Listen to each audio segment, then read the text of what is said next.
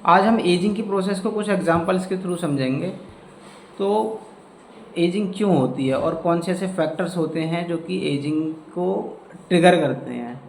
जैसे मान लीजिए जब अचार बनाया जाता है तो अचार बनाते समय क्या करते हैं कि उसमें नमक को ऐड कर दिया जाता है ताकि वो जो अचार है वो जल्दी से गल जाए।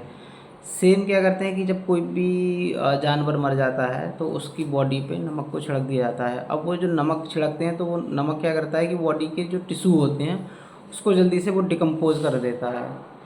और ऐसे ही हमारी बॉडी जब किसी भी एसिड के संपर्क में आती है तो वो बहुत ही जल्दी से वो गलने लगती है एसिड के उसमें। तो आज के समय में अगर हम देखें तो इतने सारे प्रिजर्वेटिव वाले फूड खा रहे हैं जो कि अधिकतर सॉल्ट हैं, क्योंकि सॉल्ट क्या है कि प्रिजर्वेशन का काम करता है। इतने सारे पैकेट फूड हैं या फिर ये जो चिप्स चिप्स वगैरह आते हैं जो बहुत बहुत सारे अमाउंट में नमक पड़ता है। फर्मेंटेड फूड हैं जो कि एसिडिक हाईली एसिडिक होते हैं, वो हमारी बॉडी में हाईली एसिडिटी को कॉज करते हैं। तो ये सारे जो फूड रहते हैं ये हमारी बॉडी में एजिंग की प्रोसेस को बहुत तेज़ी से बढ़ाते हैं। तो आज के समय में इसीलिए क्या है कि एजिंग की प्रोसेस बहुत तेज़ी से बढ़ रही है। दूसरा क्या है कि हम एक्सेस लाइट के एक्सपोज़र में रहते हैं, क्योंकि हमारे आसपास में पूरे दिन लाइट ही जलती रहती है तो वो भी कहीं ना कहीं हमारी बॉडी को हीट देने का काम करती है। रात में भी हम 11-12 बजे तक कॉन्टीन्यूसली लाइट के उसमें रहते हैं, कांटेक्ट में रहते हैं, और स्क्रीन टाइम भी हमारा बहुत ही ज़्यादा बढ़ चुका है। तो ये सारे जो फैक्टर हैं ये बहुत ही तेज़ी से एजिंग को ट्रिगर कर रहे हैं। तो आज के समय में आप देख ही रहे हैं कि इतने सारे लोगों को बहुत ही जल्दी से कम एज में ही जॉइंट से रिलेटेड इशू हो रहे हैं, या फिर सर्वाइकल हो रहा है, या फिर लंबर हो रहे हैं, या फिर माइग्रेन की दिक्कत आ रही है, या फिर बाल उनके गिर गिर रहे हैं, या फिर इनफर्टिलिटी की समस्या आ रही है। तो ये जो सारी समस्या हैं कहीं ना कहीं हमारी बॉडी में ये जो एक्सेस सॉल्ट या फिर अम्ल जो पदार्थ हैं हमारी बॉडी में वो जो जा रहे हैं वो डिकम्पोज कर रहे हैं हमारी बॉडी को। डिकम्पोज यानी कि बन तो उतनी अमाउंट में नहीं रहे हैं उतनी तेज़ी से, वो डिकम्पोज ज़्यादा हो रहे हैं। तो इसीलिए एजिंग की प्रोसेस फास्ट हो गई है। एजिंग तो एक नेचुरल प्रोसेस है, वो तो बढ़ेगी, लेकिन हमारे क्या है कि हम उसको थोड़ा सा कम कर सकते हैं। तो जितना हम उसको स्लो कर सकते हैं उतनी ज़्यादा हमारी एज होगी, उतना ही ज़्यादा हमारी यंग एज रहेगी।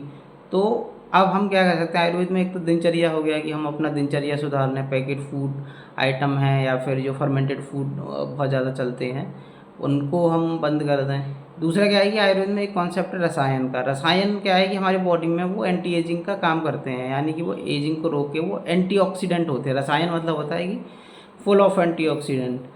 तो जैसे पुराने समय में क्या करते थे लोग कि च्यवनप्राश खाते थे, सोना चांदी च्यवनप्राश, उसमें स्वर्ण भस्म चांदी भस्म ये सब डाल के। अब ये भस्में क्या होती थी कि ये भस्में बहुत ही अच्छा एक तो एंटीऑक्सीडेंट का काम करती थी, यानी कि वो डिकम्पोज नहीं होने देती हमारी बॉडी में जो सेल्स हैं या टिश्यू को।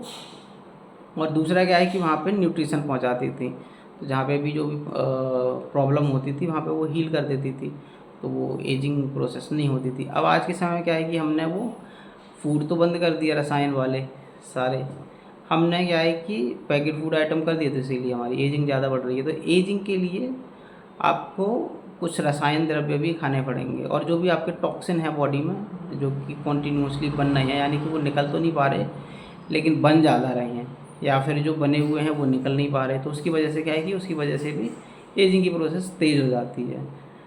तो ऑक्सीडेशन ऑफ बॉडी टिश्यू ज़्यादा होता है तो इसलिए एजिंग होती है। तो इसीलिए क्या है कि आयुर्वेद में जो रसायन का एक प्रिंसिपल है उसको आप अपनाएं, वो बहुत आप तेज़ी से देखेंगे कि आपकी जो भी प्रॉब्लम है छोटी छोटी वो सारी हील अप हो जाएंगी। क्योंकि ये सारी समस्याएं जो होती हैं, बाल बाल गिरना, इनफर्टिलिटी होना, या फिर मेंसेस की कोई प्रॉब्लम आना, या फिर साइनोवियल फ्लूइड कम होना, या फिर सर्वाइकल नंबर, ये भी एक एजिंग ही है। ये एक एजिंग को रिप्रेजेंट कर रहा है कि you are getting older day by day.